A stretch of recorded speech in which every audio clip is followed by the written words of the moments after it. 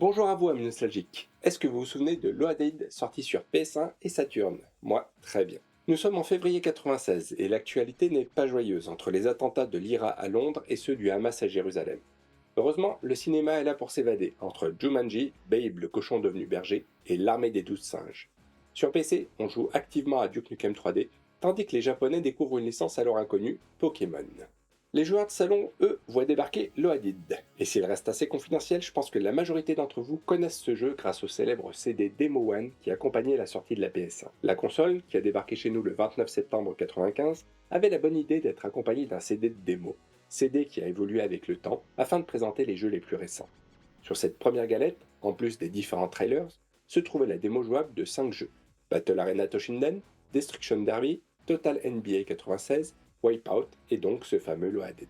Du coup, quand t'avais déboursé 2099 francs pour la console et encore 350 pour un jeu, eh ben t'étais bien content d'avoir ces petites démos bonus. Du coup, si comme moi vous avez eu la chance d'être dans les premiers à jouer à la console de Sony juste à sa sortie, vous avez forcément passé du temps sur ce Demo One. Vous l'avez bien compris, Loaded est un des premiers jeux de l'époque 3D et de l'ère PlayStation. Du coup, s'il a vieilli, il est assez représentatif de cette époque charnière où les développeurs ne savaient pas encore trop quoi faire de cette 3D qu'ils ne maîtrisaient pas et où Sony abandonne le public enfant, cible traditionnelle des consoles de jeux, pour viser un public adolescent. Et le Hadid va totalement s'inscrire dans la période, en proposant un jeu qui va reprendre pas mal d'éléments du classique de l'arcade Gauntlet, mais dans le futur, au lieu de l'univers médiéval fantasy. Et si Gauntlet ne vous dit rien, eh bien on est à mi-chemin entre le shmup et le run and gun avec une vue du dessus.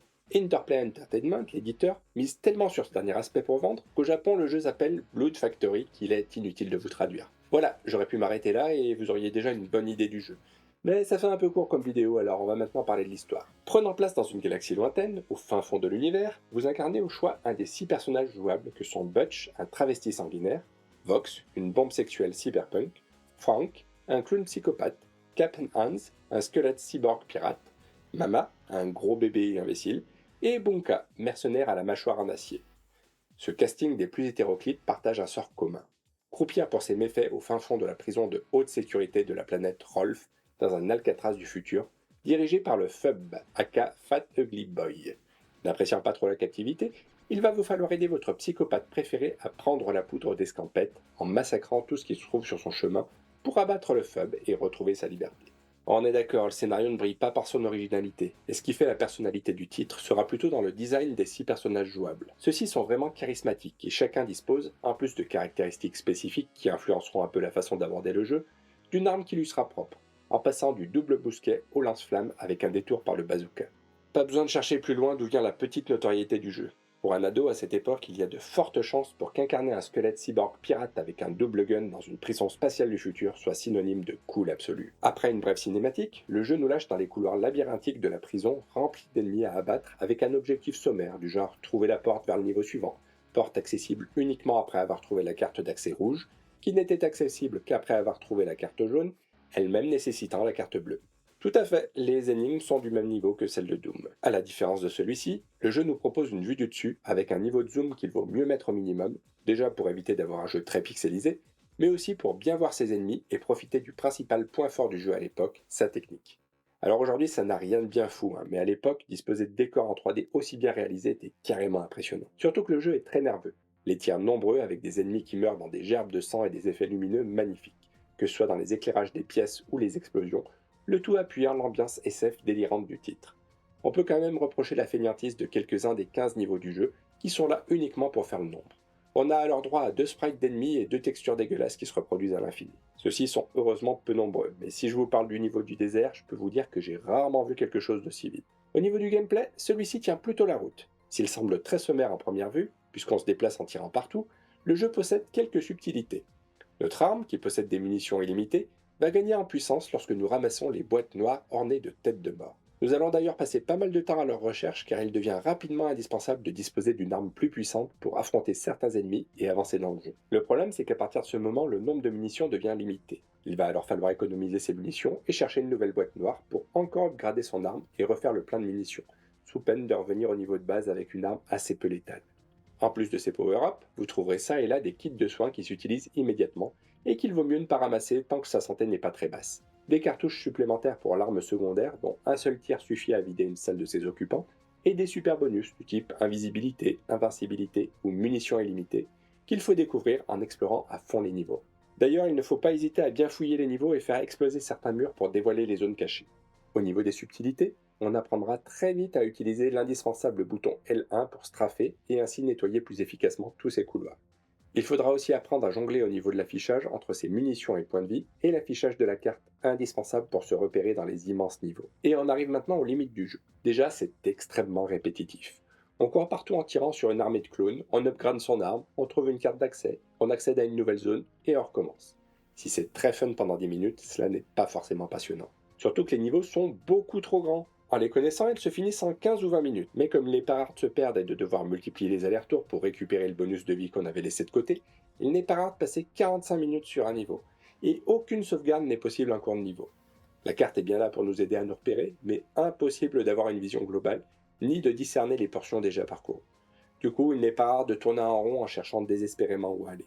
Petite astuce pour vous aider. Repérez-vous aux flaques de sang. Celles-ci restent au sol et vous permettent de voir si vous avez déjà parcouru la zone. En début de jeu, vous pouvez vous repérer grâce aux salles sans ennemis, mais en avançant dans les niveaux, certains ennemis repopent en boucle et ça marche plus. Du coup, malgré son côté sympathique, Loaded est un jeu qui peine trop à se renouveler pour donner envie d'aller au bout. Et c'est tellement vrai que ça se traduit même dans les musiques. Elles sont très réussies et raccord avec le jeu, mais quand on passe 45 minutes dans un même niveau, avec 8 pistes qui tournent en boucle, ça devient plus que rébarbatif. Heureusement, il existe un mode 2 joueurs qui permet de rajouter un peu d'intérêt. Celui-ci nous propose de parcourir l'aventure avec un ami en écran non splitté pour encore plus de fun. Mais en pratique, cela peine à renouveler l'expérience. La faute aux nombreux ralentissements qui apparaissent avec le doublement des explosions en tout genre. Malgré cela, et même si ce n'est pas facile de se coordonner dans des niveaux aussi grands avec un gameplay aussi nerveux, je garde d'excellents souvenirs de ces parties à deux, même si objectivement elles n'en étaient pas moins monotones. Le jeu connaîtra néanmoins son petit succès et un second épisode appelé Reload verra rapidement le jour en décembre 96. Niveau histoire, celle-ci se situe après Loaded. Le Fub a bien été battu, mais son cerveau a survécu pour être implanté dans un nouveau corps pour donner naissance au Sheb, Charming, Handsome, Erudite Bastard. Celui-ci séjourne actuellement sur la planète Key-Butt 5 qu'il souhaite remodeler selon ses souhaits, projet que nos 6 héros, 4 issus du casting de Loaded et 2 petits nouveaux, ne partagent pas. Bref, l'histoire est aussi anecdotique et le jeu n'a pas évolué d'un poil. Le moteur graphique est le même, les mécaniques de jeu aussi, et tout ce qui a été changé contribue à faire perdre le charme dont disposait son ancêtre. Les niveaux, qui malgré leur côté répétitif de couloir de prison spatiale donnaient une vraie identité au soft, sont désormais tous quelconques, s'inspirant apparemment de mon niveau préféré de Loaded, le désert. Mais ça ne s'arrête pas là, car de manière assez incroyable, toutes les rares nouveautés sont complètement ratées. À se demander si le jeu a été testé. Dans une tentative d'apporter de la variété, les niveaux auront désormais du dénivelé, ce qui rend notre orientation encore plus difficile, ajoute des chutes mortelles et autres pièges qui te one-shot, et enfin de gros bugs de collision. Pour réduire les ralentissements, le nombre d'ennemis à l'écran a été diminué et leur force augmentée. Du coup, on perd le côté fun des combats et on passe son temps à mourir face à ces ennemis beaucoup trop forts. Une suite qui n'avait vraiment pas beaucoup d'intérêt, si ce n'est d'être cette fois sortie sur PC, à la place de la Saturn qui était déjà abandonnée par pas mal de développeurs à ce moment.